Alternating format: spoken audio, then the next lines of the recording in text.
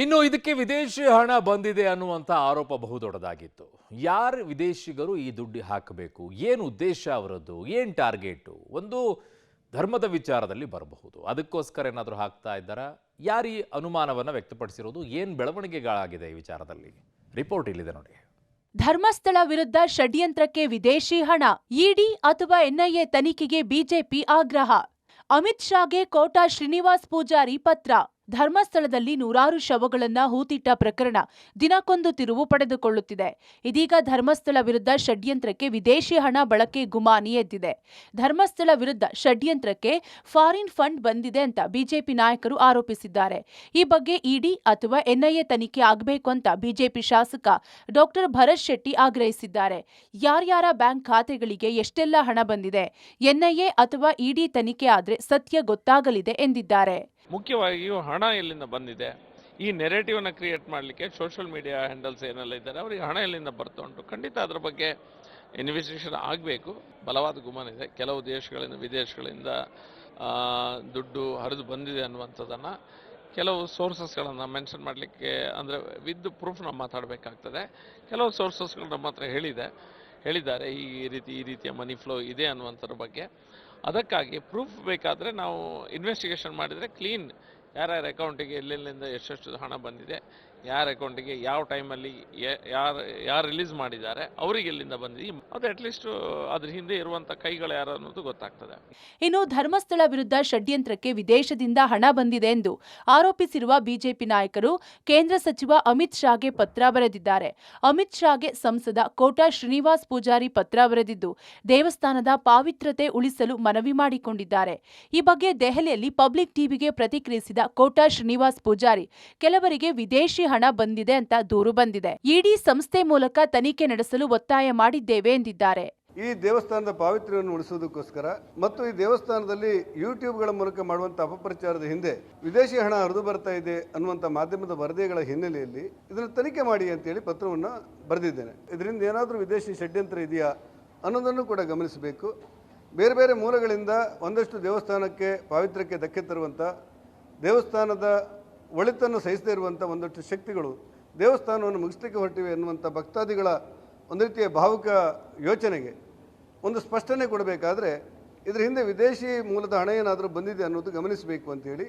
ಧರ್ಮಸ್ಥಳ ವಿರುದ್ಧ ಷಡ್ಯಂತ್ರಕ್ಕೆ foreign fund ಆರೋಪ, ದಾಖಲೆಗಳ ಪರಿಶೀಲನೆಗೆ ಕೇಂದ್ರ ಗೃಹ ಸಚಿವಾಲಯ ಸೂಚನೆ. ಧರ್ಮಸ್ಥಳ ವಿರುದ್ಧ ಷಡ್ಯಂತ್ರಕ್ಕೆ ಫಾರಿನ್ ಫಂಡ್ ಆರೋಪಕ್ಕೆ ಕೇಂದ್ರ ಗೃಹ ಸಚಿವಾಲಯ ಸ್ಪಂದಿಸಿದೆ. ದಾಖಲೆಗಳ ಪರಿಶೀಲನೆಗೆ ಕೇಂದ್ರ ಗೃಹ ಸಚಿವಾಲಯ ಜಾರಿ ನಿರ್ದೇಶನಾಲಯಕ್ಕೆ ಸೂಚಿಸಿದೆ. ಈ ಮೂಲಕ ಜಾರಿ ನಿರ್ದೇಶನಾಲಯ ದಾಖಲೆಯನ್ನ ಕೆದಕಲು ಶುರು ಮಾಡಿದೆ. ಧರ್ಮಸ್ಥಳದ ವಿಚಾರದಲ್ಲಿ ಬಿಜೆಪಿ ರಾಜಕೀಯ, ಕಾಂಗ್ರೆಸ್ ಕೂಡ ಧರ್ಮಸ್ಥಳ ಪರವಿದೆ ಎಂದ ಶಾಸಕ. ಧರ್ಮಸ್ಥಳದ ವಿಚಾರದಲ್ಲಿ ಕಾಂಗ್ರೆಸ್ ಮತ್ತು ಬಿಜೆಪಿ ಮಧ್ಯೆ ಜಟಾಪಟಿ ಜೋರಾಗಿದೆ. ಒಂದ್ ಕಡೆ ಬಿಜೆಪಿಗರು ಕಾಂಗ್ರೆಸ್ ಸರ್ಕಾರವನ್ನ ದೂರುತ್ತಿದ್ರೆ, ಕಾಂಗ್ರೆಸ್ಸಿಗರು ಕೂಡ ಬಿಜೆಪಿ ಮೇಲೆ ಬೊಟ್ಟು ಮಾಡಿದ್ದಾರೆ. ಧರ್ಮಸ್ಥಳ ವಿಚಾರದಲ್ಲಿ ಬಿಜೆಪಿಗರು ರಾಜಕೀಯ ಮಾಡ್ತಿದ್ದಾರೆ ಅಂತ ಕಾಂಗ್ರೆಸ್ ಶಾಸಕ ಬೇಳೂರು ಗೋಪಾಲಕೃಷ್ಣ ಹೇಳಿದ್ದಾರೆ. ಧರ್ಮಸ್ಥಳ ವಿಚಾರದಲ್ಲಿ ರಾಜಕೀಯ ಮಾಡೋದು ಬೇಡ, ಕಾಂಗ್ರೆಸ್ ಕೂಡ ಧರ್ಮಸ್ಥಳದ ಪರವಿದೆ ಎಂದಿದ್ದಾರೆ. ಕಾಂಗ್ರೆಸ್ ನಾಯಕ ಅಭಯಚಂದ್ರ ಜೈನ್ ಮಾತನಾಡಿ, ಅನಾಮಿಕ ಧರ್ಮಸ್ಥಳ ದ್ವಾರ ದಾಟಿ ವಟಾರಕ್ಕೆ ಬರಲು ಬಿಡಲ್ಲ, ಮತ್ತೆ ಬಾಹುಬಲಿ ಬೆಟ್ಟಕ್ಕೆ ಬಂದ್ರೆ ನಾನು ಮುಂದೆ ನಿಲ್ಲುತ್ತೇನೆ. ತಿಮರೋಡಿ ಬಂಧಿಸಿದ ನಂತರವೇ ಮುಂದಿನ ತನಿಖೆ ಆಗಬೇಕು ಎಂದಿದ್ದಾರೆ. ಬಿಜೆಪಿಯವರಿಗೆ ಇದೊಂದು ಅಸ್ತ್ರವಾಗಿ ಮಾಡ್ಕೊಂಡಿದ್ದಾರೆ. ಯಾವುದೋ ವ್ಯಕ್ತಿ ಯೂಟ್ಯೂಬರ್ ಇನ್ನೊಬ್ಬ ಯಾರೋ ಹೋಗಿ ಆ ಧರ್ಮಸ್ಥಳದಲ್ಲಿ ಹೋಗಿ ಪ್ರಚಾರ ಮಾಡಿದ್ದನ್ನು ಅಥವಾ ಅವನೇನೋ ಒಂದು ಮಾಡಿದ್ದನ್ನು ಅದು ಮುಂದೆ ತನಿಖೆಯಲ್ಲಿ ಗೊತ್ತಾಗಬೇಕು ಅಲ್ವಾ? ಸುಮ್ಮನೆ ಇವರು ಬಾಯಿ ಬಂದಂಗೆ ನಾವು ಯಾರೋ ಸಂಸದರು ಇದ್ದಾರೆ, ತಮಿಳುನಾಡು ಸಂಸದರು ಇದ್ದಾರೆ, ಇದಕ್ಕೆ ಇವರಿದ್ದಾರೆ ಅಂತ ಹೇಳಿ ಎಲ್ಲ ಹೇಳೋದು ರಾಜಕೀಯ ಬೆರೆಸೋದು ಇದೆಯಲ್ಲ, ಇದು ಕೆಟ್ಟ ನೀತಿ ಇದೆ ಅಲ್ಲ. ನಿಜವಾಗಲೂ ಇವೆಲ್ಲ ಅಲ್ಲ. ಇದರಲ್ಲಿ ರಾಜಕೀಯ ಪ್ರಯತ್ನದ ಪ್ರಶ್ನೆ ಅಲ್ಲ. ನಾನು ಇವಾಗ ಕಾಂಗ್ರೆಸ್ಗೆ ಇವತ್ತು ಈ ಫಂಕ್ಷನ್ಗೆ ಬಂದಿದೆ. ನನಗೆ ವೀರೇಂದ್ರ ಹೆಗ್ಡೆ ಅವರು ಮುಖ್ಯ. ನಡೆದ್ರೆ ವಿಲ್ ಫೇಸ್ ಇಟ್. ಏನಾಗ್ತದೆ, ಅಷ್ಟು ಸುಲಭದಲ್ಲಿ ಆಗಲಿಕ್ಕೆ ಕೊಡೋದಿಲ್ಲ. ಇವತ್ತು 75% ಬ್ರೇಕ್ ಇದೆ, ಓನ್ಲಿ 25%. ಇವಾಗಲೇ ಎಲ್ಲ ಫೇಕ್ ಅಂತ ಗೊತ್ತಾಗಿದೆ. ಈಗ ಸುಜಾತ ಭಟ್ ಕೇಸ್ ಫೇಕ್ ಅಂತ ಗೊತ್ತಾಗಿದೆ. ಈಗ ಅವನು ಕೂಡ ಅವನನ್ನು ಸುಳ್ಳು ಹೇಳಿ ಕರ್ಕೊಂಡು ಬಂದಿದ್ದಾರೆ ಎಂಬುದು ಕೂಡ ಹೊರಗೆ ಬಿದ್ದಿದೆ. ಆದ್ದರಿಂದ ಇನ್ನೂ ಸರ್ಕಾರ ಅಂತ ಹೂಳು ತೆಗೆಯುವಂಥ ಕೆಲಸ ಮಾಡಲಿಕ್ಕೆ ಹೋಗಲಿಕ್ಕಿಲ್ಲ ಎಂಬುದು ನನ್ನ ಭಾವನೆ. ಯಾಕೆಂದರೆ ಫಾರೆಸ್ಟ್ ಇಲಾಖೆಯ ಜಾಗದಲ್ಲಿ ಅಸೆಂಬ್ಲಿಯಲ್ಲಿ ಎಲ್ಲರೂ ಕೇಳಿದ್ದಾರೆ, ಯಾರ ಪರ್ಮಿಷನ್ ತಗೊಂಡು ನೀವು ಫಾರೆಸ್ಟ್ನಲ್ಲಿ ಅಗ್ದಿದ್ದೀರಿ ಅಂತ. ಆದ್ದರಿಂದ ಸರ್ಕಾರ ಒಮ್ಮೆ ಸಂದರ್ಭದಲ್ಲಿ ಒಂದು ಡಿಸಿಷನ್ ತಗೊಂಡಿತ್ತು. ಆದ್ದರಿಂದ ಆ ಡಿಸಿಷನ್ನಿಂದಾಗಿ ಈಗ ಇದಕ್ಕೆ ಕಾರ್ಯಕ್ಕೆ ಬ್ರೇಕ್ ಬಿದ್ದಿದೆ. ಮೋಸಗಾರರ ಬಗ್ಗೆ ನಾಡಿನ ಜನತೆಗೆ ತಿಳುವಳಿಕೆ ಬಂದಿದೆ. ಧರ್ಮಸ್ಥಳ ವಿರುದ್ಧ ಷಡ್ಯಂತ್ರ ಮಾಡಲಾಗುತ್ತಿದೆ. ಕಟ್ಟು ಕಥೆಗಳ ಮೂಲಕ 40 ವರ್ಷದಿಂದ ಷಡ್ಯಂತ್ರ. ಧರ್ಮಸ್ಥಳ ಸ್ಥಳೀಯ ಚಂದ್ರ ಆಕ್ರೋಶದ ಮಾತು. ಇನ್ನು ಧರ್ಮಸ್ಥಳ ವಿರುದ್ಧದ ಅಪಪ್ರಚಾರಕ್ಕೆ ಸ್ಥಳೀಯರು ಆಕ್ರೋಶ ವ್ಯಕ್ತಪಡಿಸಿದ್ದಾರೆ. ಧರ್ಮಸ್ಥಳ ಕ್ಷೇತ್ರದ ವಿರುದ್ಧ ನಕ್ಸಲ್ ಚಟುವಟಿಕೆ ನಡೆಯುತ್ತಿದ್ದು, ಧರ್ಮಸ್ಥಳದ ಸೇವೆ ನಡೆಯಬಾರದು ಎಂದು ಷಡ್ಯಂತ್ರ ಮಾಡಿದ್ದಾರೆ ಅಂತ ಧರ್ಮಸ್ಥಳ ಸ್ಥಳೀಯ ಚಂದ್ರ ಆಕ್ರೋಶ ವ್ಯಕ್ತಪಡಿಸಿದ್ದಾರೆ. ಕಟ್ಟು ಕಥೆಗಳ ಮೂಲಕ 40 ವರ್ಷದಿಂದ ಷಡ್ಯಂತ್ರ ಮಾಡುತ್ತಿದ್ದಾರೆ. ಧರ್ಮಸ್ಥಳದ ಹೆಸರಿಟ್ಟುಕೊಂಡು ಷಡ್ಯಂತ್ರ ಮಾಡಲಾಗುತ್ತದೆ.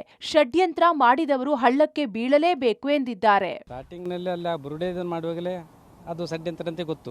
ಅದಲ್ಲ, ಅದಕ್ಕೆ ಸೌಜನ್ಯನ ವಿಷಯದಲ್ಲಿ ಇವರು ಷಡ್ಯಂತ್ರ ಮಾಡಿದ್ದು ನಮಗೆ ಅನುಭವ ಇದೆ. ಯಾಕೆ ಅನುಭವ ಇದೆ ಅಂತ ಹೇಳಿದರೆ, ಆ ಸೌಜನ್ಯ ಮೃತಳಾಗಿ 1.5 ತಿಂಗಳು ಅಥವಾ 2 ತಿಂಗಳು ಹತ್ತಿರಾಗುವ ಮಾನ್ಯ ಬಡವರ ಬಂಧು ಆಗಿದ್ದಂತಹ ಜನಾರ್ದನ ಪೂಜಾರಿ ಅವರ ಮನೆಗೆ ಬಂದಿದ್ದರು.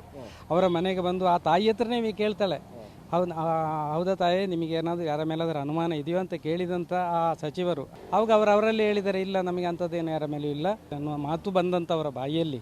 ಮತ್ತೆ ನಂತರ ಈ ದುಷ್ಟ ಮಾತುಗಳು ಬರಬೇಕಾದ್ರೆ ಅದರಲ್ಲಿ ಷಡ್ಯಂತ್ರ ಕಾಣ್ತದಲ್ಲ. ಧರ್ಮಸ್ಥಳ ವಿರುದ್ಧ ಅಪಪ್ರಚಾರಕ್ಕೆ ಖಂಡನೆ. ದಾವಣಗೆರೆಯಲ್ಲಿ ಬೃಹತ್ ಪ್ರತಿಭಟನೆ. ಧರ್ಮಸ್ಥಳ ವಿರುದ್ಧ ಅಪಪ್ರಚಾರಕ್ಕೆ ಧರ್ಮಸ್ಥಳ ಭಕ್ತರು ಕೆಂಡವಾಗಿದ್ದಾರೆ.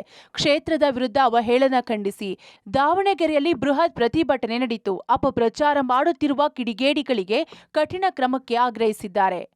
2012ರ ಸೌಜನ್ಯ ಘಟನೆಯನ್ನು ಹಿಡ್ಕೊಂಡು 2025ರ ತನಕ ಎಡಪಂಥೀಯ ಚಿಂತನೆಯನ್ನು ಇಟ್ಟುಕೊಂಡು ಸನಾತನ ಸಮಾಜದ ವಿರುದ್ಧವಾಗಿ ಶ್ರೀ ಮಂಜುನಾಥನ ನೆಲೆಯಾಗಿರ್ತಕ್ಕಂಥ ಧರ್ಮಸ್ಥಳದ ವಿರುದ್ಧ ಇರಬಹುದು, ಜೊತೆಗೆ ವೀರೇಂದ್ರ ಹೆಗ್ಗಡೆಯವರ ವಿರುದ್ಧ ಅವಹೇಳನವಾಗಿ ಮಾತನಾಡ್ತಿರ್ತಕ್ಕಂತಹ ಜೊತೆಗೆ ಇಡೀ ಹಿಂದೂ ಭಾವನೆಗೆ ಧಕ್ಕೆ ತಂದಿರತಕ್ಕಂಥವರ ವಿರುದ್ಧ ಇವತ್ತು ದಾವಣಗೆರೆಯಲ್ಲಿ ಪ್ರತಿಭಟನೆಯನ್ನು ಮಾಡಿದ್ದೇವೆ. ಆಪರೇಷನ್ ಬುರುಡೆಗೆ ಅರಣ್ಯ ಇಲಾಖೆ ಎಂಟ್ರಿ. ಕಾನೂನು ಉಲ್ಲಂಘನೆಯಾಗಿದ್ರೆ ಕ್ರಮ ಎಂದ ಖಂಡ್ರೆ. ಇನ್ನು ಧರ್ಮಸ್ಥಳ ಶವ ಹೂತಿಟ್ಟ ಪ್ರಕರಣಕ್ಕೆ ಅರಣ್ಯ ಇಲಾಖೆ ಎಂಟ್ರಿಯಾಗಿದೆ. ಅರಣ್ಯದೊಳಗೆ ಅತಿಕ್ರಮ ಪ್ರವೇಶ ಮಾಡಿ ಶವ ಹೂತಿರುವುದು ತನಿಖೆಯಿಂದ ಸಾಬೀತಾದ್ರೆ ಅರಣ್ಯ ಸಂರಕ್ಷಣೆಯ ಕಾಯ್ದೆಯ ರೀತಿಯ ಕ್ರಮ ಜರುಗಿಸಲಾಗುವುದು ಎಂದು ಅರಣ್ಯ ಇಲಾಖೆ ಸಚಿವ ಈಶ್ವರ್ ಖಂಡ್ರೆ ಹೇಳಿದ್ದಾರೆ. ಮೀಸಲು ಅರಣ್ಯದಲ್ಲಿ ಯಾವುದೇ ಅರಣ್ಯೇತರ ಚಟುವಟಿಕೆ ನಡೆಸಲು ಅವಕಾಶ ಇಲ್ಲ. ಅಭಿವೃದ್ಧಿ ಕಾರ್ಯಗಳಿಗೆ ಅಥವಾ ಸಾರ್ವಜನಿಕ ಉದ್ದೇಶಕ್ಕೆ ಅರಣ್ಯ ಭೂಮಿ ಬಳಕೆ ಮಾಡಬೇಕಾದಲ್ಲಿ ನಿಯಮಾನುಸಾರ ತಿರುವಳಿ ಅನುಮತಿ ಪಡೆಯಬೇಕಾಗುತ್ತದೆ ಎಂದು ಸ್ಪಷ್ಟಪಡಿಸಿದರು. ಯಾವುದೇ ಅರಣ್ಯ ಪ್ರದೇಶದಲ್ಲಿ ಶವ ಹೂಳುವಂಥದ್ದಿರ್ಬೋದು, ಅದರಲ್ಲಿ ಪ್ರವೇಶ ಮಾಡುವಂಥದ್ದಿರ್ಬೋದು, ಅದಕ್ಕೆ ಅವಕಾಶ ಇಲ್ಲ. ಕಾಯ್ದೆ ಕಾನೂನಿನ ಪ್ರಕಾರ ಅವರಿಗೆ ಉತ್ಖನನ ಮಾಡಬೇಕು ಅಥವಾ ಅಲ್ಲಿ ಪರಿಶೀಲನೆ ಮಾಡಬೇಕು ಅಂತ ಹೇಳಿದರೂ ಅರಣ್ಯ ಇಲಾಖೆಯ ಪರವಾನಗಿ ತೆಗೆದುಕೊಳ್ಬೇಕಾಗ್ತದೆ. ಶವ ಹೂಳುವಂಥದ್ದಕ್ಕೆ ಯಾವುದೇ ರೀತಿಯ ಅವಕಾಶ ಇಲ್ಲ. ಅದು ಅರಣ್ಯ ಸಂರಕ್ಷಣೆ ಕಾಯ್ದೆ ಉಲ್ಲಂಘನೆ ಆಗಿರುತ್ತದೆ. ಅರಣ್ಯ ಅಪರಾಧ ಅಂತೇಳಿ ಇವತ್ತು ನಾವು ಅವರ ಮೇಲೆ ಕ್ರಿಮಿನಲ್ ಮೊಕದ್ದಮೆ ಹಾಕಬೇಕಾಗುತ್ತದೆ. ಸೆಪ್ಟೆಂಬರ್ನೊಳಗೆ ಅಸ್ಥಿ ಶೋಧ ತನಿಖೆ ಪೂರ್ಣಾನ. 4 ರಿಂದ 5 ದಿನಗಳಲ್ಲಿ ತನಿಖೆಯ ದಿಕ್ಕಿಗೆ ಒಂದು ಸ್ಪಷ್ಟ ಚಿತ್ರಣ. ಈ ವಾರದಲ್ಲಿ ಬುರುಡೆ ಮೂಳೆ ಎಫ್ಎಸ್ಎಲ್ ವರದಿ. ಧರ್ಮಸ್ಥಳದಲ್ಲಿ 100 ಶವಗಳನ್ನ ಹೂತಿಟ್ಟ ಪ್ರಕರಣದ ತನಿಖೆ ಇನ್ನೇನು ಮುಕ್ತಾಯದ ಹಂತ ತಲುಪಿದೆ. ಸೆಪ್ಟೆಂಬರ್ನೊಳಗೆ ಅಸ್ಥಿ ಶೋಧ ತನಿಖೆಯನ್ನು ಎಸ್ಐಟಿ ಪೂರ್ಣಗೊಳಿಸಲಿದೆ ಅಂತ ಹೇಳಲಾಗುತ್ತಿದೆ. 4 ರಿಂದ 5 ದಿನಗಳಲ್ಲಿ ತನಿಖೆಯ ದಿಕ್ಕಿಗೆ ಒಂದು ಸ್ಪಷ್ಟ ಚಿತ್ರಣ ಸಿಗಲಿದ್ದು, ಈ ವಾರದಲ್ಲಿ ಬುರುಡೆ ಮೂಳೆ ಎಫ್ಎಸ್ಎಲ್ ವರದಿ ಎಸ್ಐಟಿ ಅಧಿಕಾರಿಗಳ ಕೈ ಸೇರಲಿದೆ. ಬಳಿಕ ಎಸ್ಐಟಿ ತನಿಖೆ ಚುರುಕುಗೊಳ್ಳಲಿದ್ದು, ವರದಿ ಬಳಿಕವೇ ಇಡೀ ತನಿಖೆಯ ಹಾದಿ ಸ್ಪಷ್ಟವಾಗುವ ಸಾಧ್ಯತೆ ಇದೆ. ಬಳಿಕ ಬೆಳ್ತಂಗಡಿ ಪೊಲೀಸ್ ಠಾಣಾ ವ್ಯಾಪ್ತಿಯ ಕೆಲ ಕೇಸ್ಗಳ ತನಿಖೆ ನಡೆಸಿ ಸೆಪ್ಟೆಂಬರ್ ಮೊದಲ ವಾರದೊಳಗೆ ಸರ್ಕಾರಕ್ಕೆ ಎಸ್ಐಟಿ ವರದಿ ಸಲ್ಲಿಕೆ ಆಗೋ ಸಾಧ್ಯತೆ ಇದೆ. ಧರ್ಮಸ್ಥಳ ಗ್ರಾಮದಲ್ಲಿ 100 ಶವ ಹೂತಿಟ್ಟ ಪ್ರಕರಣದ ತನಿಖೆ ಅಂತಿಮ ಹಂತಕ್ಕೆ ಬಂದು ತಲುಪಿದ ರೀತಿಯಲ್ಲಿದೆ. ಈ ಒಂದು ಅಸ್ಥಿ ಶೋಧದ ತನಿಖೆಯನ್ನು ಸೆಪ್ಟೆಂಬರ್ ಆರಂಭದಲ್ಲೇ ಮುಕ್ತಾಯಗೊಳಿಸಬೇಕು ಅನ್ನುವಂಥ ತಯಾರಿಯನ್ನು ಈ ಎಸ್ಐಟಿ ಅಧಿಕಾರಿಗಳು ಮಾಡಿರುವಂಥದ್ದು.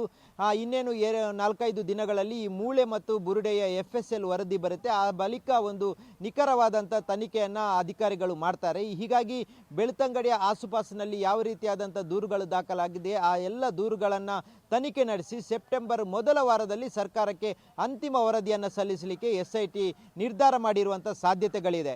ಕ್ಯಾಮ್ರಾಮನ್ ನಿಶಾಂತ್ ಜೊತೆ ಸುಕ್ಪಾಲ್ ಪೊಳಲಿ, ಪಬ್ಲಿಕ್ ಟಿವಿ, ಧರ್ಮಸ್ಥಳ.